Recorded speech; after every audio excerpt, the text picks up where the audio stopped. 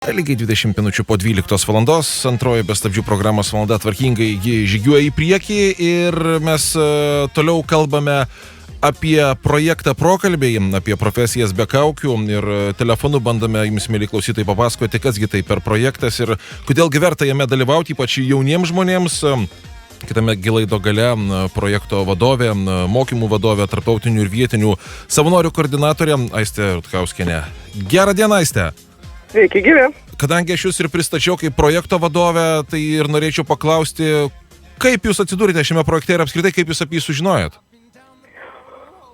Prokalbių komanda pakvietė pasidalinti savo patirtimi ir kad jauni žmonės išdrįstų paklausti, kaip atrodo mano diena, ką aš veikiu, kaip iki to atėjau ir visus kitus galima sugalvoti klausimus.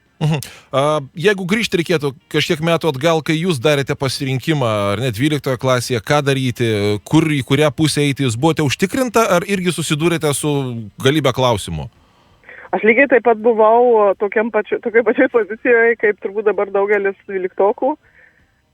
Žinojau, kad tikrai nebūsiu daktarė ir žinojau, kad tikrai nebūsiu mokytoja arba teisininkė. O visi kiti pasirinkimai buvo galimi. Lygiai taip pat stovėjau ir galvojau, ką man dabar daryti. Ir jeigu būtų buvę tokia galimybė kaip dabar Prokalbiai, tai manau, man būtų labai padėję. Tai jūsų diena dabar, kuomet mes visi esame įkalinti karantine, irgi matyti yra pasikeitusi negu įprastai?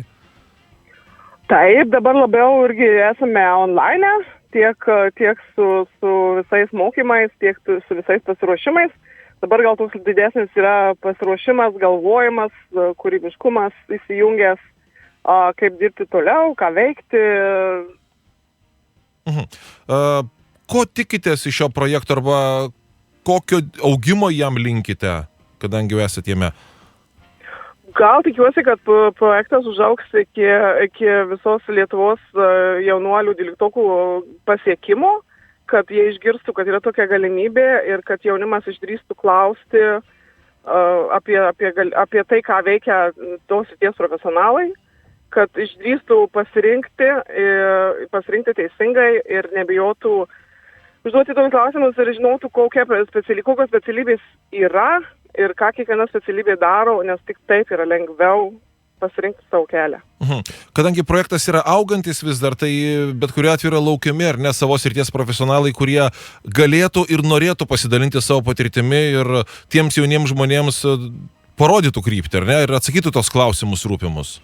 Tikrai taip, aš manau, kad mes, kurie jau dirbam savo pasirinkimuose, tikrai galime pasidalinti savo patirtimi, kas įvyko, kas pavyko, ką darėme, ko nedarėme ir ką būtų galima padaryti. Tai tikrai laukiam prisijungiant į profesionalų komandą atstovų ir laukiam jaunuolių, kurie norėtų užduoti klausimus ir sužinoti atsakymus. Čia matyt reikėtų ir paskatinti, kad nereikia bijoti, tiesiog prisijungti, visą tai vykstagi dabar per atstumą, galima drąsiai bendrauti, sėdint prie kompiuterio ir taip galbūt priimti apsisprendimą, kuriuo keliu sukti, kai tau yra 18 metų. Tikrai taip, tai galima ne tik būnant 18, galima būnant ir 16 užduoti klausimus ir žinoti, ko nenori gyvenime, irgi yra labai geras dalykas. Žinoma. Tai va tais visais būdais, atmetimais ar pasirinkimais kviečiu jaunimą klausti ir tai klausti saugiai tiek per telefoną, tiek onlininiais visais kanalais ir būti drąsiais, nes tik taip galima sužinoti, ko nori ar ko nenori gyvenime. Taip. Ir priminkite dar kartą, kur reikėtų ieškotis informacijos, kur reikėtų kreiptis tiek jaunuoliams, tiek ir savo srities profesionalams. Visą informaciją galime rasti www.prokalbiai.lt. Ten tikrai rasite daugybę jau prisijungusių profesionalų ir visus kontaktus jų ir užduoti ten tikrai drąsiai klausimus. Ačiū, Aistė, už pokalbį. Ačiū Jums, geros dienos. Geros. Radio stotis. Kelyje.